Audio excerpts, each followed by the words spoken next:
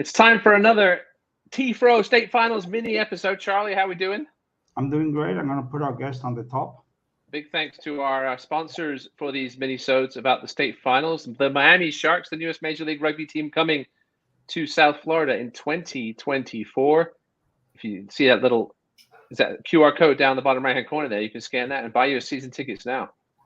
Who knows where they're playing, but you can get your tickets now. Doesn't matter where, just get them. We don't know where they're going to play, that's for sure. Exactly. You just want to be in the building. That's all that matters. We are joined for this mini episode by first-time finalists. Congratulations, boys. Jamie Moncur and Alex Cavanaugh from the Central Florida Claymores. I was going to ask how we ended up being named after a Scottish sword, but now I know that Jamie's from Scotland. That don't make sense. But only a team in their sixth season, I think, or so thereabouts, right? Fourth, 2018, we started as a social side, and then 2019-20, we moved in, kind of joined up with it's now Treasure Coast, but it was Indian River back then. That allowed us to get our very small participation of players some competitive rugby, which was nice. That really helped us get on the map. So, yeah. Where are you guys based out of? I don't even know where you guys are based. Where are you based in relation to Orlando? So we practice, we train in Orlando. Central Florida's we've got guys from all over the area, but we've got this season we've been training at Barnett Park. Central Florida has always been a challenge for field rentals for rugby. It's been everywhere, mate, everywhere. It's been a challenge for many years, both training and games. But this year, Alex helped lock down Barnett Park, which has been nice to have some consistency. So tell us a little bit about your squad. Obviously, you've had a good season. You've lost a couple of games, but you've won some games as well. And obviously that big semi-final win just recently over Okapi on the road, which was a big one. I think many people expected perhaps Okapi to win that one, but you guys went down there and shocked the world by knocking off the boys from Western. But so tell us how the season's gone. Did you expect to get this far when the season's? Go ahead, Charlie. No, I just want to say, because you know me, they have a great kicker. I think the guy made 15, 18 points in that game in the semifinal. 17, yes, sir. Yeah. So that's going to come in very handy on Saturday. Charlie loves his kickers. Charlie is all about kicking. We've actually, I'll have to tell you, Charlie, we actually have probably 3 really solid kickers on the team. We're very, very lucky. Alex is one of them. I don't often give him praise, but I will today. Alex is definitely one of them. We're not quite there on the drop goals accuracy, but maybe next season. But no, to your question, Ross. The semi-final was a huge game for us. That, as many of our games this season, they really could have gone either way. As many wins as you see, that you can see a lot of tight scores. But to be brutally honest, even against Treasure Coast, the scoreline doesn't reflect the game. It really doesn't. That game was a challenge. They came and brought some real intensity to us. And that's all of those moments and games throughout the season is what contributed for us to be able to get that win in the semi-final. Even going back to our first game against UCF, and then up in Jacksonville brought a lot of challenges. We had 2 penalty tries against us in Jacksonville. So, we've seen a lot. We've seen a lot in every game. And the guys just, you hear this a lot. It's a bit of a cliche, but, their attitude towards just getting the job done, the adversity they've experienced, it only makes the squad stronger. And it's just grown. And we're just hoping we can bring it again. I mean, on paper, we can't be favorites again. But this team has been tried and tested all season, and they've found a way. Alex's best saying is find a way to win. And these guys have managed to do that, and they don't give up. And it's been I'll tell you, it's been incredibly stressful to be on the sidelines all season. You're still young enough to be able to play, Jamie. Well, I'm smart enough to also not. Understandable. Alex, tell us a bit about this team and sort of how it's come together and how long you've been involved. This is my third year with you, Jamie. So I'm originally from the Chicago area. So I grew up playing rugby in high school and played it at college for 4 years. I I thought we'd be competitive this year. I don't know if I knew a state finals was kind of in the cards, but we kind of made the initiative to recruit better. We don't really have the privilege of the SEO with our name being Central Florida rather than Orlando. So if you're in the area and you Google Rugby, you're going to see the Griffin. So we kind of went out and we set up stands at different gyms and did different recruiting events to try and get people out. So we knew we had some talented athletes, and we did some stuff over the summer to kind of get them up to par on the sport so they weren't as raw when the preseason turned around. But they've done a good job of not just being athletes and trying to pick up the game and finding ways to win the game, which kind of relies on, we probably kick more than a lot of teams do. We take points more than a lot of teams do. And at the end of the day, they just want to win. So they're happy to buy into stuff like that. And it's got us the results thus far. So looking forward to Saturday and seeing what they do. How big of a roster have you had throughout the year? What are we talking about? I mean, it's been good. Each game is it's a new high, if you will. So obviously we started off with UCF, and we won that on. I mean, I kicked it with like 30 seconds left in the game to win. So as close to a buzzer beater as you can get. And then we had Orlando, our first game of the regular season, which was another tight one. The Tallahassee game was really tight, so that was good. But I don't think any of them really beat Okapi just because it was very, very stressful. You didn't really know what was going on. You didn't really know what the score was. So it was a lot to handle, but it's definitely been one big thrill, I'll say. You must agree that we need scoreboards on the rugby fields, right?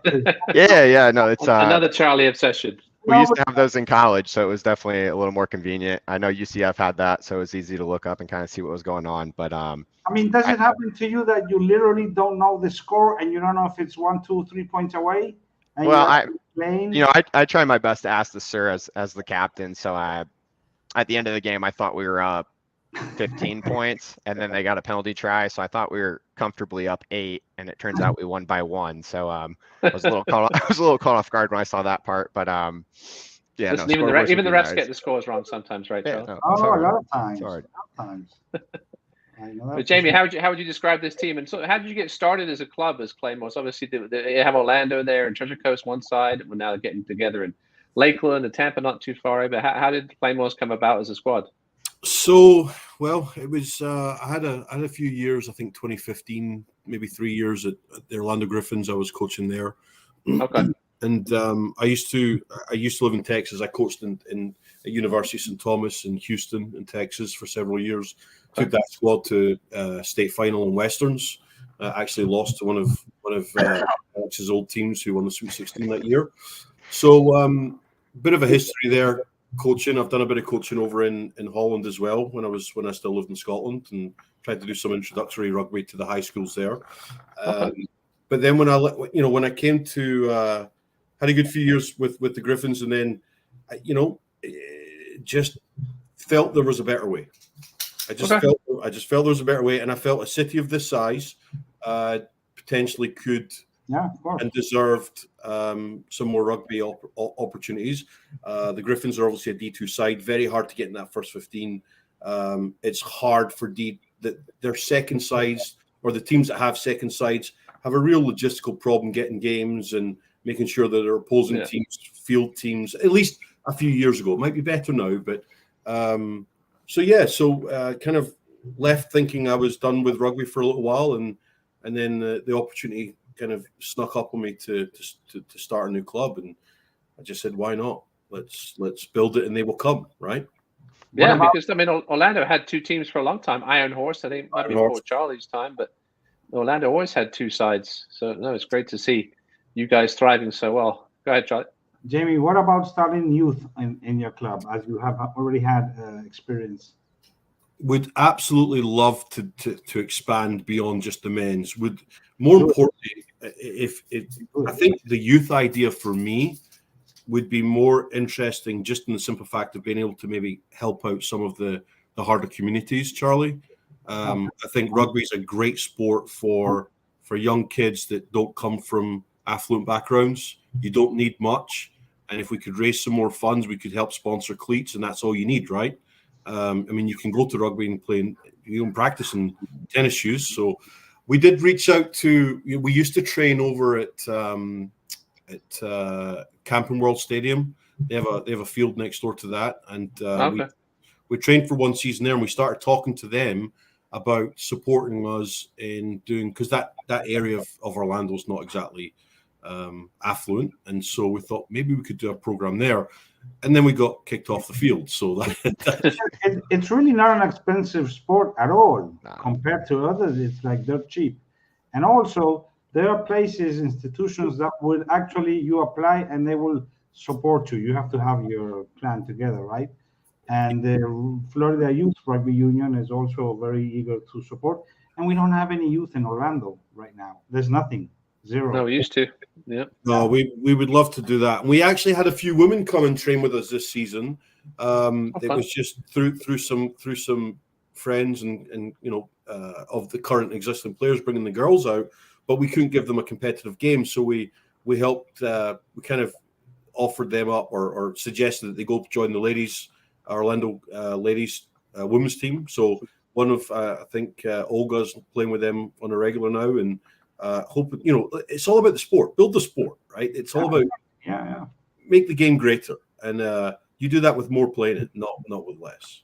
And for your club, adding youth or women's team, it just makes the club better because you have like more people. You have more of everything. It's really fun. Really fun. It is. Now, you guys are a few hours away, but obviously with the Miami Sharks coming into town, it's going to be interesting to see how they market up to you guys. What's the sort of buzz in the Orlando area about the Miami Sharks coming into town next year? Being a bit of a drive for you guys, but not too far for pro rugby, I would think. I'll hand to Alex on that. He's the Miami man. I'm the Miami man. Yeah, no, I mean, I haven't heard too much noise. The rugby community here for me is essentially our team, but I was excited to see Miami got a team. I think it'll be good. I don't really see a lot of, I know people mentioned there could be negatives, but I don't particularly see that on my end. I would definitely be interested to go catch a few games. I know San Diego is a pretty good squad, so I'd like to see some of their players if they come down, depending on the roster Miami puts out. But I think it'd be a good weekend trip for the boys, just go down once or twice and see what's going on. For sure. Yeah. For sure. Well, speaking of weekend trips, you guys have got a short one this weekend over to Bradenton and IMG Academy, taking on the Hogs, who, had their time in D3. They were a very successful club, have dropped down and continue to compete at a high level in Division 4. And what do you know about them, Jamie? And obviously it will be a tough match, I assume.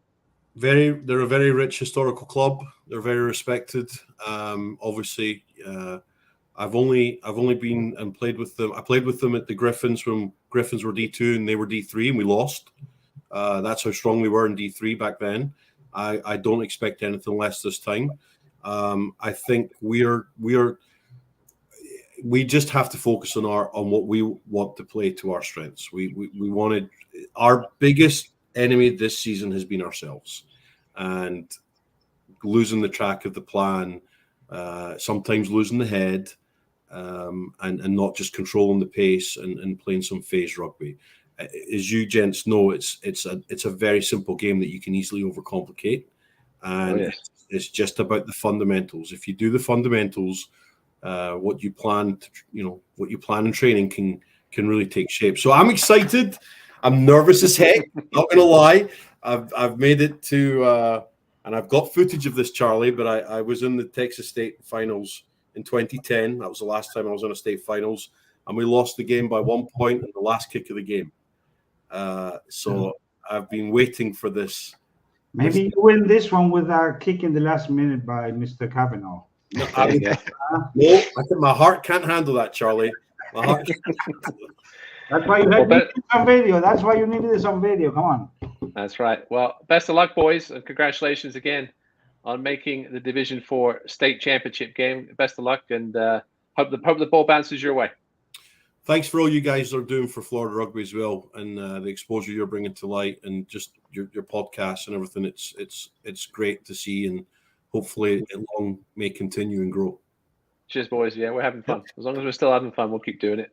Yeah. Nice talking to you. Awesome. Appreciate it, guys. Cheers, guys. Cheers, guys.